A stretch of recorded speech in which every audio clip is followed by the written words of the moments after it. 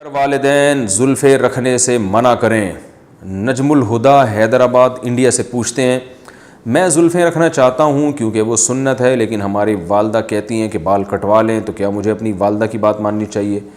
بھائی زلفیں رکھنا سنت عادیہ ہے، کوئی دینی سنت نہیں ہے۔ بہرحال نبی صلی اللہ علیہ وسلم سے محبت کا تقاضا ہے، کوئی زلفیں رکھنا چاہے تو رکھ بھی سکتا ہے، نہ رکھنا چاہے تو بھی رکھ سکتا ہے، یعنی نہیں بھی رکھ سکتا۔ لیکن جب والدہ نے آپ کو منع کر دیا تو پھر یہ جو مباح چیزیں ہوتی ہیں ان میں والدہ کی اطاعت شریعت میں اس کی ترغیب زیادہ ہے۔ تو اگر آپ کی والدہ کو آپ کی زلفیں پسند نہیں ہیں تو آپ والدہ کے کہنے پر بال کاٹ دیں اور چھوٹے بال رکھیں، جیسا والدہ کہہ رہی ہیں ویسے کریں۔ والدہ کے احسانات بہت ہیں اور ان کی جو خدمت ہے، جو انہوں نے آپ کو جو شریعت نے ہمیں بتایا اور جو مشاہدے پر مبنی حقیقت ہے، اس کے حساب سے یہ کوئی بال رکھنا اتنی بڑی سنت نہیں ہے جس کی وجہ سے آپ اپنی ماں کو ناراض کر دیں۔ پہلے تو کوشش کر لیں، اماں کو منا لیں، آپ مان جائیں پھر بال رکھ لیں، لیکن اماں نہیں مان رہی تو پھر اماں پہلے بال بعد میں۔ منگنی کے بعد تحفے تحائف کا تبادلہ۔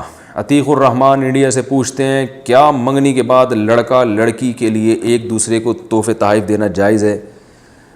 ہر جائز کام کرنے کا نہیں ہوتا، کچھ حیا اور غیرت کے خلاف بھی کچھ کام ہوتے ہیں۔ آپ کو چاہیے تو ایک تو منگنی ہے، اسلام میں ہے ہی نہیں، منگنی کا لفظ عربی لغت میں نہیں ہے، حالانکہ عربی بڑی فصیح و بلیغ زبان ہے، کوئی چیز ایسی نہیں ہے جس کا عربی میں ترجمہ نہ ملتا ہو، لیکن یہ منگنی کا لفظ ہی نہیں ہے عربی میں۔ اس کا مطلب یہ صحابہ اس چیز سے مانوس ہی نہیں تھے۔ عربی میں خطبہ ہوتا ہے، خطبہ کہتے ہیں نکاح کا پیغام بھیجنا۔ اگر نکاح کا پیغام قبول ہو گیا تو نکاح کریں، پیغام قبول نہیں ہوا تو کہیں اور ٹرائی کریں آپ، بس یہ ہوتا ہے۔ یہ جو وعدے کر کے بیٹھ جاتے ہیں کہ منگنی کر لی، اور یہ غیر مسلموں سے ہمارے معاشرے میں ایک چیز آئی ہے تو اور اس کے فسادات بہت ہیں، اکثر منگنیاں ناکام ہوتی ہیں، ٹوٹ جاتی ہیں۔ تو جہاں کہیں پیغام بھیجیں، سمجھ میں آ جائے تو نکاح کریں۔ رخصتی کسی وجہ سے تاخیر ہو سکتی ہے اس میں، لیکن نکاح کو پروموٹ کرنا چاہیے۔ یہ منگنی کچھ بھی نہیں ہوتی، غلط رسومات ہیں یہ۔ اور پھر منگیتر آپ کی کچھ بھی نہیں لگتی، آپ اس سے بلا وجہ کیوں فری ہو رہے ہیں، اس کو تحفے تحائف گفٹ کیوں بھیج رہے ہیں آپ؟ غیر اخلاقی حرکت ہے۔ اس سے نقصان یہ ہوگا کہ نکاح تو دیر سے ہوگا اور آپ کے دل میں اس نامحرم کے لیے جذبات پیدا ہونا شروع ہو جائیں گے جو آپ کو گناہ کی طرف لا سکتے ہیں۔ آج تحفے جا رہے ہیں، پھر فون پہ شکریہ بھی ادا کرنا پڑے گا، ظاہر ہے جب اس نے آپ کو کوئی گفٹ بھیجا تو وہ آپ فون پہ شکریہ ادا کریں گے، نہیں ادا کریں گے تو وہ ناراض ہو جائے گی۔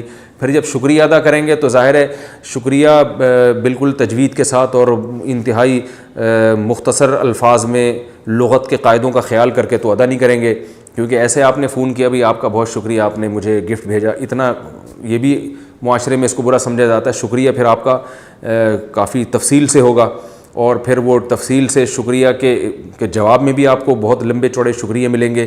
پھر وہ شکریہ ہوتے ہوتے گپیں شروع ہو جائیں گی، پھر پتہ نہیں کیا جو کچھ ہو رہا ہے معاشرے میں، جو بے حیائی۔ تو اسلام نے جو باؤنڈری کھینچی ہے، بیوی اور منگیتر میں فرق رکھا ہے۔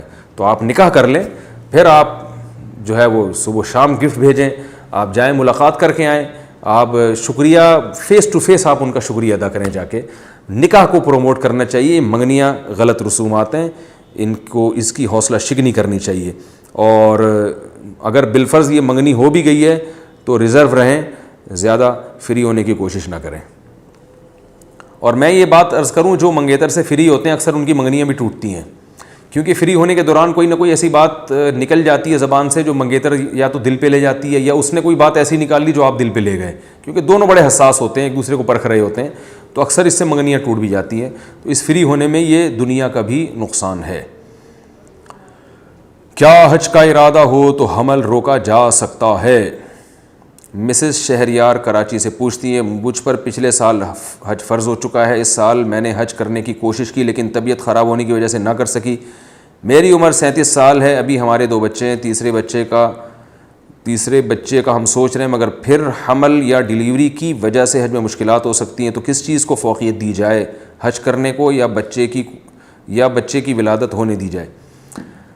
دیکھیں، اگر آپ پہ حج فرض ہے اور وقتی طور پر اس ضرورت سے آپ بچے کی ولادت روک سکتی ہیں، اس میں کوئی گناہ نہیں ہے، کیونکہ آپ کا مقصد نسل روکنا نہیں ہے یا نسل میں کمی کرنا نہیں ہے۔ جو فیملی پلاننگ والے کہتے ہیں نا 2 بچے یہ اچھے، یہ مقصد آپ کا نہیں ہے، بلکہ کسی وقتی ضرورت سے حمل روکا جا رہا ہے۔ تو سفر بھی ایک ضرورت ہے، صحابہ کرام بھی جب سفر کیا کرتے تھے نا بیویوں کے ساتھ، تو اس میں خطرہ ہوتا تھا کہ حمل ٹھہر گیا تو سفر میں بڑی مشکلات ہوتی ہیں، بیماریوں کا زیادہ خطرہ ہوتا ہے، تو وہ بھی اس موقع پر وقتی طور پر عزل کیا کرتے تھے۔ عزل کا مطلب یعنی یہ ایک ایسی تدبیر ہے جس سے پریگننسی نہیں ہوتی، اور اسی عزل کو اسلام نے جائز قرار دیا، نبی صلی اللہ علیہ وسلم نے اسی کو جائز قرار دیا۔ لوگ اسی پر قیاس کر کے پھر وہ الطلاق کہتے ہیں حمل روکنا جائز ہے، تو حمل روکنا عام حالات میں ناپسندیدہ کام ہے۔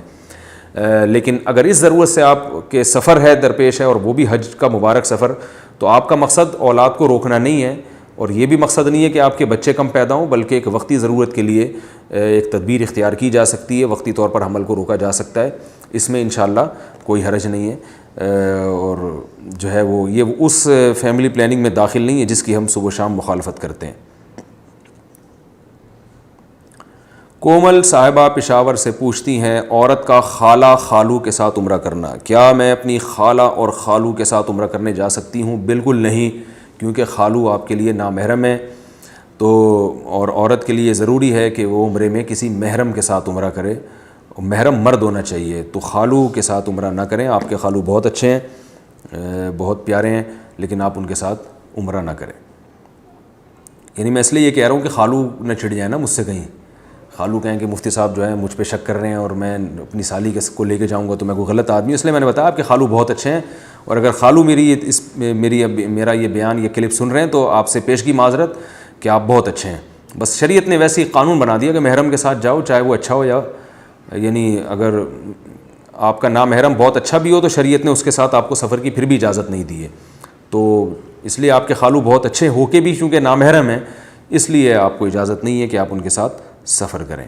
اور باقی تمام خالوؤں کا بھی یہی حکم ہے کہ ان سے عورت کے لیے پردہ کرنا فرض ہے، کیونکہ خالو نامحرم ہے، اور خالہ کا اگر انتقال ہو جائے تو خالو شادی بھی کر سکتے ہیں اپنی وائف کی بہن سے، وائف کی بھانجی سے، تو جو ہے وہ اس سے پتہ چلتا ہے کہ وہ نامحرم میں داخل ہے۔